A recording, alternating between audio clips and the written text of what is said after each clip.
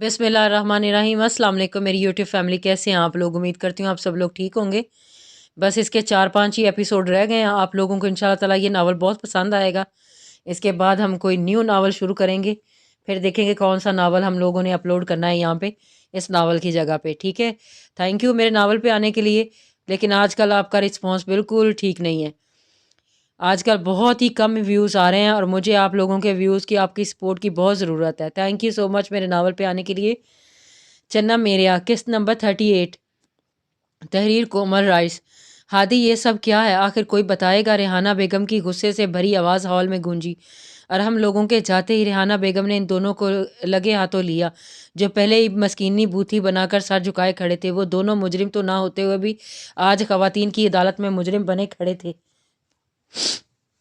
मामा वो जरजान, दयान और रेहान भाई आर्मी में मेजर की पोस्ट पे फाइज हैं। हादी ने हलक तर करते हुए बताना शुरू किया। हमने आर्मी ज्वाइन करने की इजाज़त चाही तो आपने मना कर दिया। फिर हमने अरहम भाई से बात की, उन्होंने हमें इजाज़त दे दी। आपके अलावा घर में सबको पता था हम कौन हैं। हादी ने बात करते हुए नज़र उठा के रेहाना बेगम के तासुरात जानने के चाहे, जो शोला बार आंखों से दोनों को घूर रही थी। आर्मी ज्वाइन करने के बाद मुझे पहला मिशन के लिए तुर्की भेजा गया था, जहां मैं अपने दोस्तों के साथ घूमने जाने का बहाना बना के गई थी और अरहम भाई ने मेरा हर कदम पे साथ दिया। वहां जाके मुझे पता चला कि पाकिस्तान का एक दुश्मन बादशाह भी है, जिसके खिलाफ सबूत जमा करने के बाद मैंने इसके दिल में अपना नाम का खौफ पैदा किया।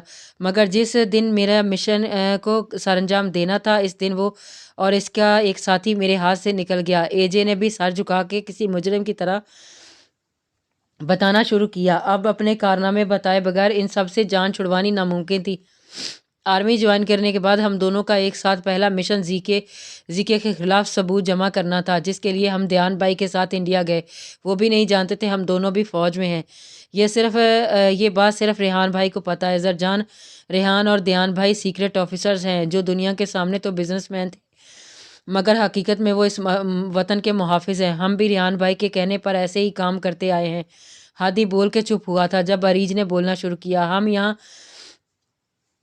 इस गांव में सिर्फ दिलावर खान के खिलाफ सबूत जमा करने आ रहे थे। यहाँ आना हमारा मिशन का हिस्सा था और बार बार दिलावर खान से टकराना हमारी मजबूरी। हमारा मकसद सिर्फ इस वतन की हिफाजत करना है। हमारे वतन पर उठने वाली हर बुरी नज़र को हम जड़ से उखाड़ देंगे। अरीज ने सर उठाकर कहा। इस बार इसके लहजे में एक आग थी जिसे वो सब कुछ जलाकर खाक कर देगी। जब सब बेयकीनी से अपने सामने खड़ी आफतों को देख रहे थे, इस सब के लिए इस बात का यकीन करना बहुत मुश्किल था कि ये दोनों इतने सीरियस भी कभी हो सकते हैं अपनी लाइफ में। आज हमारे वतन को हमारी ज़रूरत है और हम अपना खून बहा के भी ये फ़र्ज़ अदा करेंगे। अरीज ने रेहाना बेगम की तरफ देख कर कहा, नहीं, तुम दोनों नहीं जाओगे कहीं भी। रेहाना बेगम ने सख्ती से कहा, मामा आज अगर आपने हमें रोका तो लाखों जिंदगियां तबाह हो जाएंगी, इनमें एक हमारी बहन भी है। हादी ने इन्हें बेबसी से देखकर कहा, लेकिन मामा आप अरीज जहांगीर को रोक सकती हैं, मगर कैप्टन एजे को नहीं। और कैप्टन एजे आज अपना फ़र्ज़ हर हाल में अदा करेगी। अरीज ने अपने शोलेबाज आंखों से सब की तरफ देख कर कहा, जिन आंखों में हर वक्त शरारत रहती थी, इन आंखों में आज एक आग थी जो जीके को जलाकर खाक करने वाली थी। आज कोई भी इन दोनों को देखता तो वो यकीन ही नहीं करता ये दोनों वही हैं जिन्होंने सब की नाक में दम कर रखा था। चलो हादी, वक्त है कम है हमारे पास। अरीज ने हादी का हाथ पकड़ा और इसे अपने साथ ले गई। पीछे वो सब इसे रोकते रहे, मगर सामने आज अरीज, जहांगीर या हादी नहीं थे। आज तो कैप्टन एजे और कैप्टन अहमद थे, जिनकी नज़र में वतन से ऊपर कुछ भी नहीं था। हमेशा से अपनी जान हथेली पर लेके घूमने वाले वो दोनों सब कुछ नज़रअंदाज किए वहाँ से निकले। इन्हें इस वक्त सिर्फ अपने वतन की मोहब्बत याद थी। बी जान मेरे बच्चे। रेहाना बेगम ने रोते हुए बी जान की गोद में सर रखा। कुछ नहीं होगा पुत्र, दुआ कर इसके लिए। तुझे तो खुश होना चाहिए, किस्मत वाली होती हैं वो माएँ जिनकी औलाद वतन की मोहब्बत के लिए सब कुछ कुर्बान कर देती हैं। और मेरे बच्चे तो वैसे ही बहुत बहादुर हैं, कुछ नहीं होता इन्हें। चल शाबाश, उठकर जा, नमाज पढ़, माँ की दुआओं में बहुत असर होता है। बी जाने ने प्यार से समझा के मिरहा की तरफ देखा। ममा आप पहले ले लें, कहाँ गई हैं आप? उफ उफ नहीं करें। मिरहा ने इनके मुंह को पानी लगाया था। इनके नाना करने के बावजूद वो इन्हें पानी पिला चुकी थी। अरुष एक रूम में बेहोश पड़ी थी। जब इसे अपना सांस बंद होने का एहसास हुआ वो एकदम खांसते हुए उठी और बेखुदी से अपने हाथों से अपना गला पकड़ा। इसका रंग पीला पड़ रहा था, इसका दम घुटने लगा था। वहाँ हाँ, वो बहुत बमुश्किल ही बोल पाई थी। इसे कोल्ड स्टोरेज में रखा गया था जहाँ ऑक्सीजन की बहुत ज़्यादा कमी थी। पूरा कमरा बंद था, ज़रा सी भी हवा नहीं आ रही थी वहाँ, और ठंडक भी काफ़ी ज़्यादा थी। वो मासूम जान वहाँ बड़ी मुश्किल से थी। कहाँ हूँ बमुश्किल वही वो खुद को संभाल पाई थी। रिटर्न नहीं, ऐसा नहीं, मेरे पास ब्लू प्रिंट नहीं और नहीं दूंगी। मैं हिम्मत करके उठी और हर जगह हाथ मारकर दरवाज़ा ढूंढा, लेकिन कहीं कुछ ना मिला। इसे ऐसा लग रहा था जैसे किसी ने इसे चार दीवारी में कैद कर दिया हो। इस हालत में भी इसे अपने वतन की फ़िक्र थी, क्योंकि वो अच्छे से जानती थी कि इसका कितना नुकसान है। थक हार के वो बैठ गई। इसकी सांस फूल रही थी, आहिस्ता आहिस्ता इसकी हिम्मत जवाब दे रही थी। देखते ही देखते इसकी आंखें बंद हो गई और वो दुनिया जहां से बेखबर एक तरफ कुर्सी गिर सी गई थी। वक़्त रेत की तरह हाथ से निकलता जा रहा था और अभी तक हमारे हाथ कोई सिरा नहीं लगा। रुश का भी कोई पता नहीं कहाँ है, किस हाल में है। एक बार यह जी के मेरे हाथ लग जाए, मैं इसके इतने टुकड़ों करूँगा कि इसकी आने वाली 7 नस्लें भी याद रखेंगी। खान ने बेबसी से सामने पड़े टेबल पर मुक्का मार के कहा। मेजर खान इस वक्त शायद गुस्से में था। सब्र खान सब्र रखो, हम ढूंढ लेंगे अरुष को। तुम ठंडे दिमाग से काम लो, हम सब मिलके कुछ ना कुछ ज़रूर करेंगे। मेजर हैदर ने इसका गुस्सा ठंडा करना चाहा, जो कि नामुमकिन था। हर गुजरता पल इसका दिल अपनी मुट्ठी में जड़ रहा था। बिल्कुल खान, ये वक्त ठंडे दिमाग से सोचने का है, गुस्सा करने से कुछ हासिल नहीं होगा। और हमने इसके कंधे पर हाथ रख कर कहा, टर्न टर्न टर्न। इससे पहले कि कोई कुछ कहता, इसके पास रखे लैंडलाइन पे कॉल आई थी। हेलो, दयान ने कॉल अटेंड करते ही हेलो कहा। मेजर, लगता है तुम भूल गए, मैंने तुम्हें सिर्फ 1 घंटे का वक्त दिया था। चाचा, मुझे बहुत अफसोस के साथ कहना पड़ रहा है मिस्टर मेजर दयान हैदर खान, जो आर्मी का एक काबिल ऑफिसर है, हकीकत में वो इतना निकम्मा निकला। बादशाह कॉल अटेंड करते होते ही शुरू हो गया था। दूसरी साइड दयान और बाकी सब जो इसकी बातें सुन रहे थे जब्त की इंतहा पर थे। बकवास बंद करो अपनी और बताओ अरुष कहाँ है। खान ने इसकी बात बीच में काट कर कहा, हा हा, आपको यही है ना, क्या बात है। आज तो मेरे सारे दुश्मन एक साथ कहीं मेरे खिलाफ कोई साजिश तो नहीं कर रहे। बादशाह ने डरने की एक्टिंग करते हुए कहा, बस बहुत हो गया, अपनी डिमांड बताओ, तुम क्या चाहिए तुम्हें। अरहम ने खान का गुस्सा देख ठंडे दिमाग से काम लिया, जबकि अली और रहमान का तो बस नहीं चल रहा था। इस इंसान का मुंह तोड़ दे। अब आए ना पॉइंट पे, लेकिन अब कोई फ़ायदा नहीं। तुम लोगों की आसानी के लिए बता देता हूँ, डॉक्टर अरुष आहिस्ता आहिस्ता अपनी ज़िंदगी की आखिरी सांसें गिन रही हैं। और एक और मज़े की बात बताऊँ, वतन के मुहाफ़िज़ों, अगर तुम एक की जान बचाओगे तो लाखों जानें जाएंगी। अगले 1 घंटे में ये पूरा शहर मौत के ज़ेरे में होगा।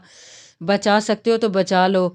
हा हा हा, इस बार जीके ने जवाब दिया था और कहते साथ ही इसने कॉल काट दी थी। अब क्या होगा? हैदर ने अपने हाथ बालों में फेरते हुए बेबसी से कहा, कुछ नहीं होगा सर, हम हैं ना।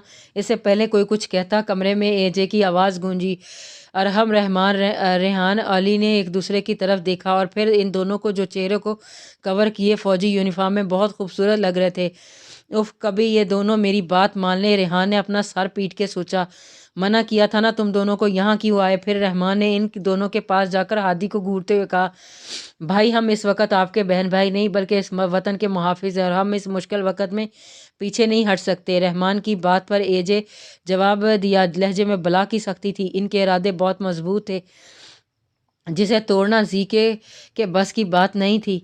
लेकिन मेरा मेरा बच्चा आपकी जान को ख़तरा है। हमने इसे समझाना चाहा, भाई, फ़ौजी की जान से कहीं ज़्यादा इस वतन की हिफाजत ज़रूरी होती है। जब हम अहद उठाते हैं तो खुद से ये वादा करते हैं, चाहे कुछ भी क्यों ना हो जाए, हम इस वतन की हिफाजत में अपनी जान की बाजी लगाने से भी पीछे नहीं हटेंगे। हादी ने अरहम की आंखों में देखकर एक जज्बे से जवाब दिया। वो तीनों हैरान थे अपनी आफतों को देखकर, जो आज सच में अरीज जहांगीर और हादी नहीं बल्कि एजे और कैप्टन अहमद ही लग रहे थे। अरहम समझ गया था इन दोनों का हौसला तोड़ना किसी के भी बस की बात नहीं। मुझे फ़ख्र है तुम दोनों पर। अरहम ने मुस्कुराकर कहते हुए इनके सर पर हाथ रखा। यहाँ क्या हो रहा है, कोई बताएगा मुझे? दयान, जो कब से समझने की कोशिश कर रहा था, अब तंग आके बोला। इसे बिल्कुल भी समझ नहीं आ रहा था कि इसके इतने काबिल ऑफिसर्स को अरहम और रहमान लोग कैसे जानते थे। दयान की आवाज़ सुनने के बाद एजे ने पहले अहमद की तरफ देखा और फिर ارحم کی طرف دیکھا جیسے پوچھنا چاہ رہی ہو کہ اب کیا کریں۔ ارحم نے آنکھوں سے ہی ان دونوں کو نقاب ہٹانے کا اشارہ کیا۔ اس کا اشارہ ملتے ہی دونوں نے اپنے چہروں پر لگے نقاب اتارے۔ تم دونوں یہاں کیوں؟ میرا مطلب خان اور دیان ایک ساتھ چیخے تھے۔ دونوں پہ ہی آج حیرتوں کا پہاڑ ٹوٹا تھا، اس لیے منہ میں آیا بول گئے۔ مچھلی بیچ رہے ہیں ہم یہاں، آپ کو چاہیے؟ اے جے نے تپ کے جواب دیا۔ تم دونوں کو فوج میں رکھا کس پاگل نے؟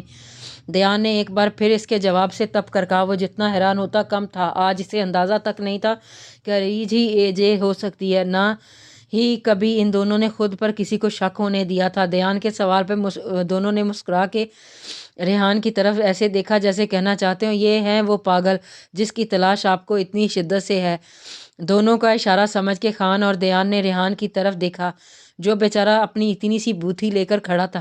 دیان کے تیور دیکھ کر اسے اپنی جان نکلتی ہوئی محسوس ہو رہی تھی۔ تم لوگ سر آپ یہاں ہمارا سینئر ہیں، ہم کون ہے کون نہیں اس بارے میں ہم آپ کو جواب دے نہیں ہے۔ دیان کو پھر سے منہ کھولتا دیکھ کر اے جے نے اس بار سختی سے دیان کی آنکھوں میں آنکھ دیکھ کر کہا۔ وقت ہاتھ سے نکلتا جا رہا ہے اور یہاں دیان صاحب کے سوال ہی ختم نہیں ہو رہے۔ یہی بات اے جے کے غصے کو ہوا دے رہی تھی۔ بالکل سر، فی الحال ہمارے وطن کو ہماری ضرورت ہے، ہمیں جلد آپریشن شروع کرنا ہوگا۔ آپ کا کیا ہے دماغ تو اپنا استعمال کرنا نہیں ہوتا پہلے، بعد میں اپنی یہ الو جیسی بڑی بڑی آنکھیں دکھا کے بچوں کی جان نکال لیتے ہیں۔ اریج کی بات ختم ہوتے ہی ہادی نے منہ بنا کر کہا۔ شروع میں وہ جتنا سیریس تھا آخر میں اپنے لہجے میں افسوس سما کے بولا جیسے نہ جانے کتنے ہی ظلم توڑ دیے گئے ہوں دونوں پہ۔